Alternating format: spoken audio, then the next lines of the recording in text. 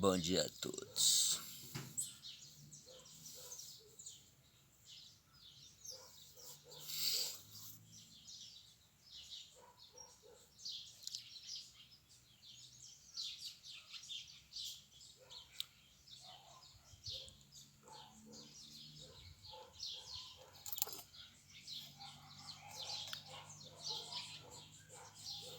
Bom,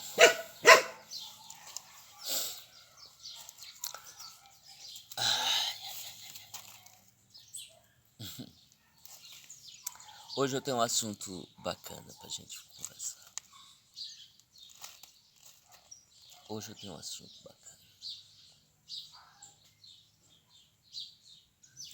Bom, só gostaria de comunicar que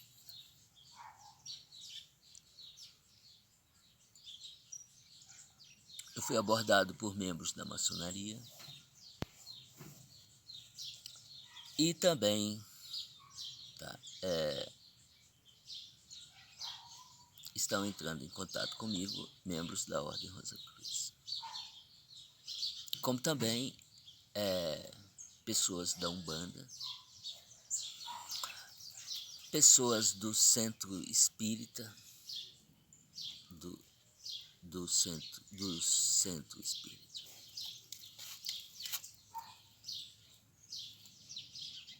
Como também alguns evangélicos. Então, assim, eu estou em contato com uma rede bem grande, bem diversa, de diversos movimentos.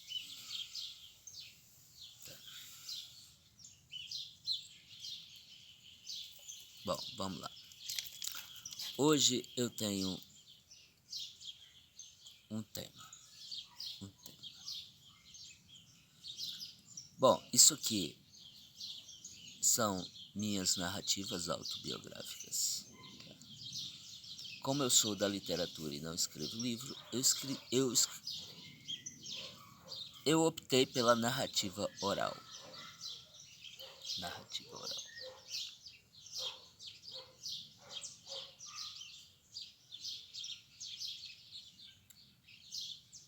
Mas usando o mesmo viés da literatura, tá? Usando um pouco de imaginação, criatividade e tal. Então, para facilitar isso aí, eu criei um personagem, criei um jogo.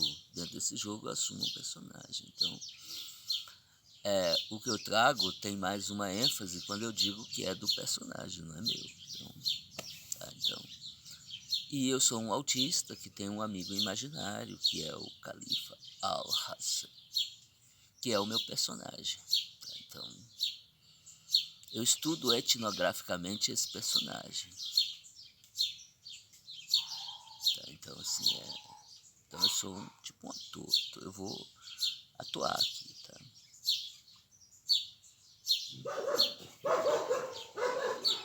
Hoje o Khalifa me trouxe um tema na nossa conversa matinal. Ele me trouxe um tema. Ele disse assim: hoje você vai falar.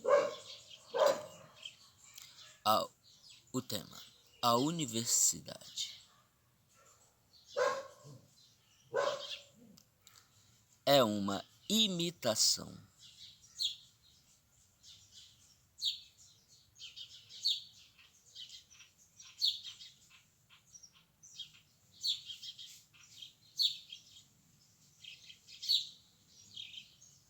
de uma suprema grandiosidade. Aí vamos florear esse tema aí, vamos botar ele bem, sei lá, né? A universidade é uma imitação, sem ofensa? Então tá, sem ofensa, porque eu ia barato, uma imitação grosseira, uma imitação... Já eu vou aí, viu? Tranquilo.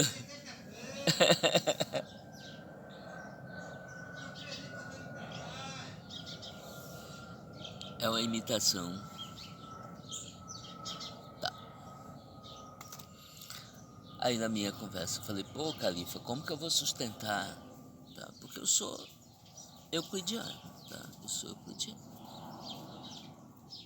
que Euclides fazia? Para cada demonstração, você tem que usar os elementos conhecidos anteriores para você sustentar aquela afirmação. Tá? Então, se eu digo que um lado do triângulo é menor do que a soma dos outros dois, não adianta só eu falar. Eu tenho que provar para você, usando os elementos conhecidos. Eu tenho que demonstrar que é... Desculpem aí a interrupção. Não, bicho, sai.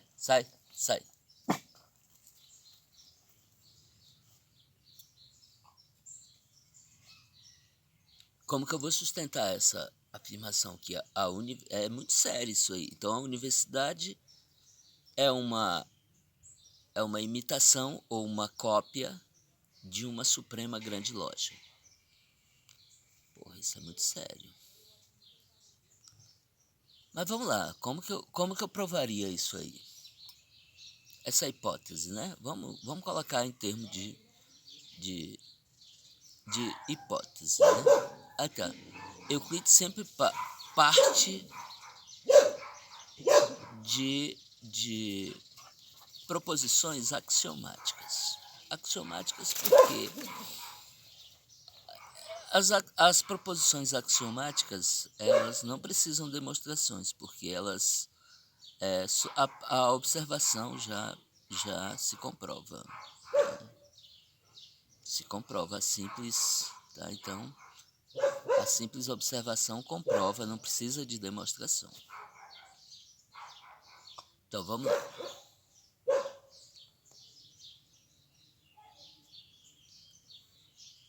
Quais as diferenças, então, de uma universidade para uma suprema grande loja, de uma fraternidade, de uma suprema grande loja que pertence a uma sociedade secreta da grande fraternidade branca? Quais as grandes diferenças? Quais as grandes diferenças? E você quer que eu sustente que a universidade é uma tentativa de imitar essa suprema grande loja? É isso que você quer que eu fale? Eu vou falar, porra.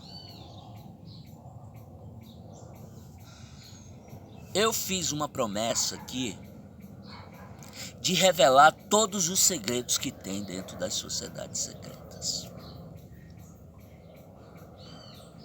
Você só tem uma opção, tá? Para me calar. É me matando.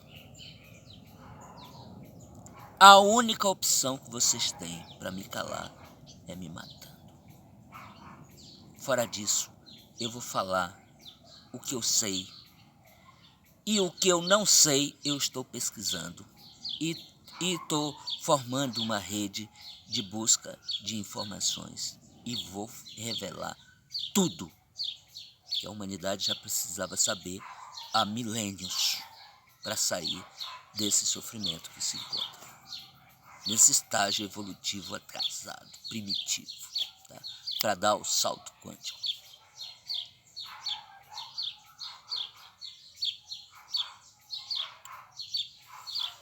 Primeira coisa, as supremas grandes lojas são milenares. De culturas antigas que, na minha hipótese, remete a uma única civilização que deu origem a essas culturas antigas. Então, as supremas grandes lojas das sociedades secretas, vamos dizer assim, elas são guardiãs de um conhecimento milenar, que vai remeter a civilizações antigas e civilizações evoluídas. Já a ciência ocidental é centenária, recente, é uma criança, é um bebê. E remete ao iluminismo, ao que foi descoberto, ao que supostamente foi descoberto pelos iluministas.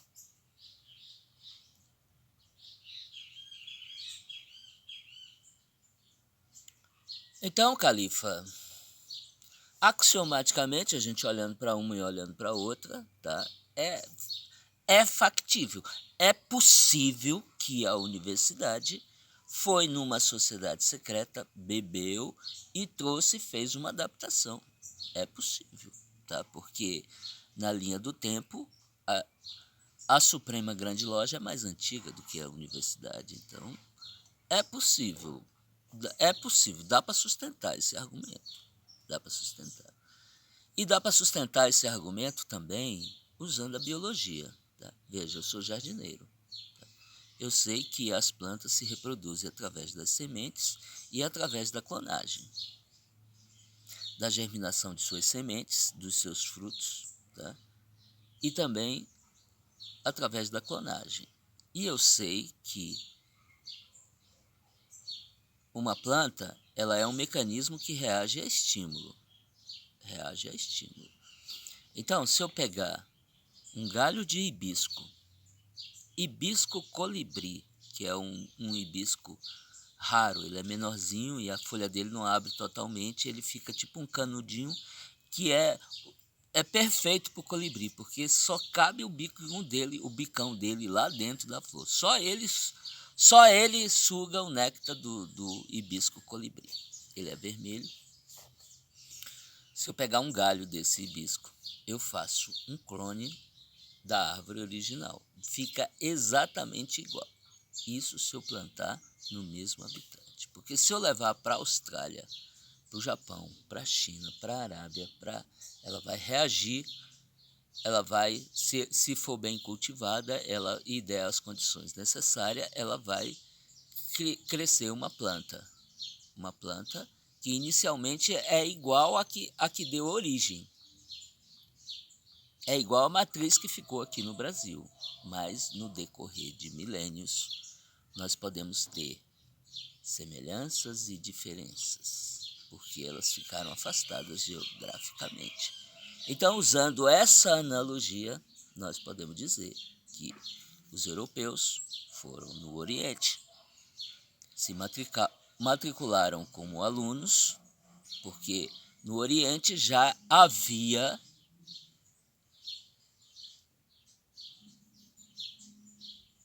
as sociedades secretas. Madame Blavatsky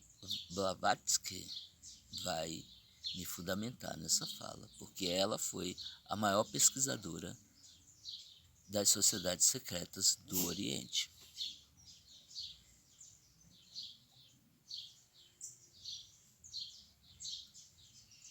Essas sociedades secretas, tá, tinham supremas grandes lojas, que admitiam neófitos. Esses neófitos europeus se matricularam como alunos, como aprendizes, como neófitos dessas ordens, galgaram alguns graus, tá, e voltaram para a Europa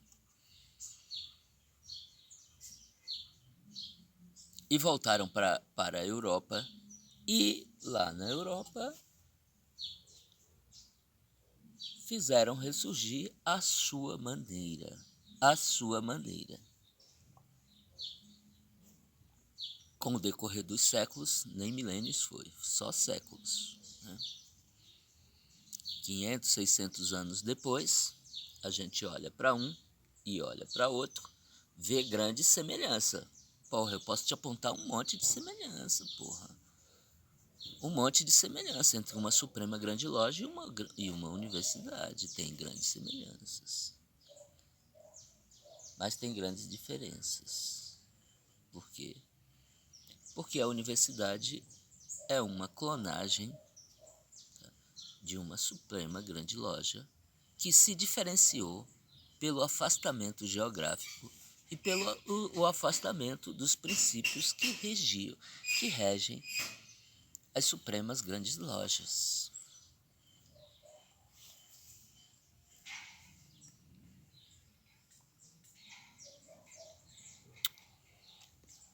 Eu acho que eu, eu penso, eu penso que isso demonstra, tá? Usando um pouco da lógica, né? Eu acho que isso seria suficiente para a demonstração da hipótese, tá? Para a demonstração da minha hipótese. Mas nós podemos ainda continuar, tá? Aqui eu quero me pautar em Noah Gordon, o físico. Leia e veja as referências do Noah Gordon no seu romance O Físico. Quem puder, assiste o livro. Aí você vai ver do que eu tô falando, porra. Tá? Não tô inventando nada, tá tudo na literatura. Tudo que eu falo tá baseado na literatura.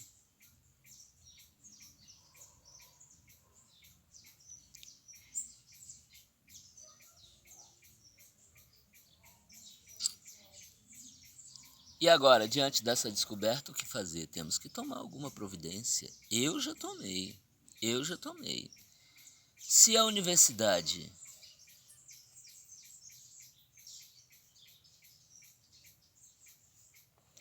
é um clone de uma outra instituição educacional, é uma cópia. Eu só leio o original, sinto muito, por isso eu só leio o best-seller. Só leio o best-seller porque o que não é best-seller foi beber em um.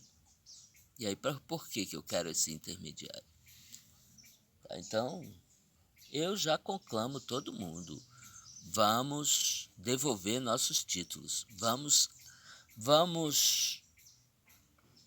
os nossos títulos educacionais em todos os graus, vamos depor. Não precisa, tá? Porque a universidade comanda todo o processo educacional. Ela é o ápice, tá? Aí nós vemos as escolas, nós vemos, tá? Tá tudo fundamentado nessas ideias, nas ideias.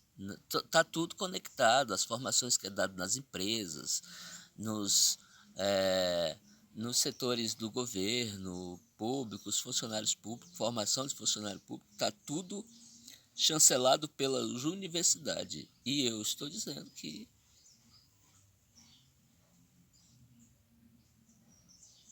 essa autoridade é duvidosa. Essa autoridade é duvidosa. Então, meu convite, vamos voltar à origem. Vamos voltar à origem. Todo mundo. Vamos largar as universidades e vamos ingressar nas sociedades secretas. Vamos beber na fonte.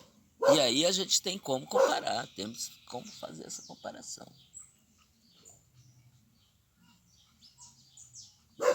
Ou tá, vamos dizer que a minha hipótese seja verdadeira. Vamos dizer que a minha hipótese se comprove realmente, tá? Realmente, as ideias que os iluministas trouxeram das sociedades secretas e fundaram a sua maneira.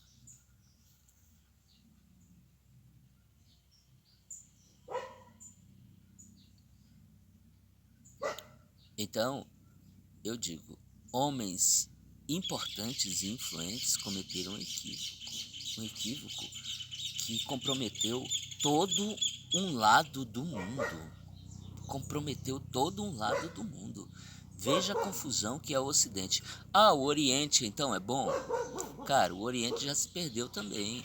Tá? Essa contaminação do Ocidente desequilibrou o nosso mundo.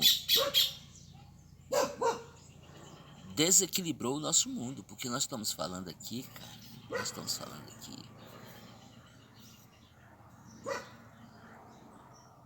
de paradigmas. Porque as universidades se fundamentam em cima de formas de pensar que foram desenvolvidas de forma imatura, precária, entendeu? Equivocadas, maliciosas, que é onde está aqui o pensamento, o paradigma cartesiano linear. Tá? Vou embasar minha fala aqui, Capra, o tal da física. O ponto de mutação é a teia da vida. Vou me pautar aqui em Maturana e Varela, tá? Maturana e Varela.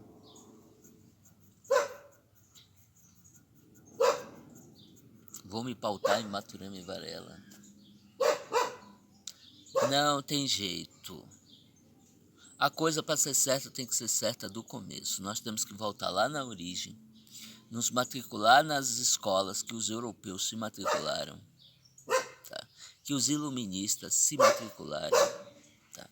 Beber naquela fonte e fazer o certo. Fazer o certo. Se a gente vai trazer algo do Oriente para o Ocidente, eu concordo que tem que ser um Ocidente lá no Oriente, mas nós temos que trazer algo do Oriente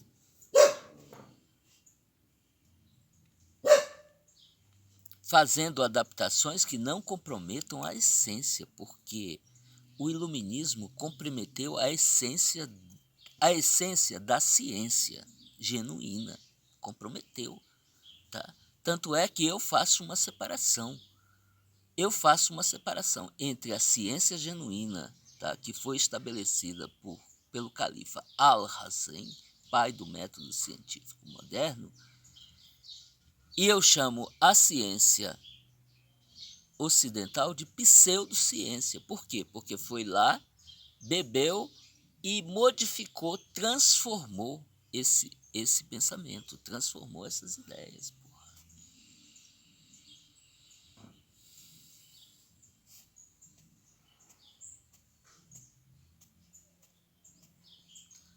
A sabedoria milenar estão nas sociedades secretas. Infelizmente.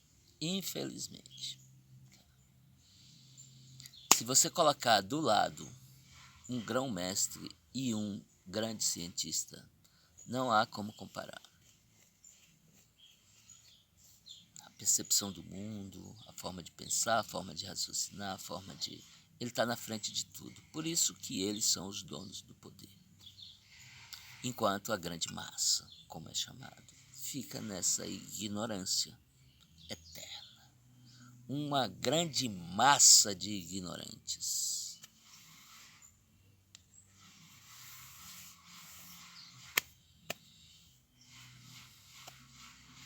Na minha série lá, eu já apontei isso. Eu já estou aqui refalando algumas falas que eu já tive, né?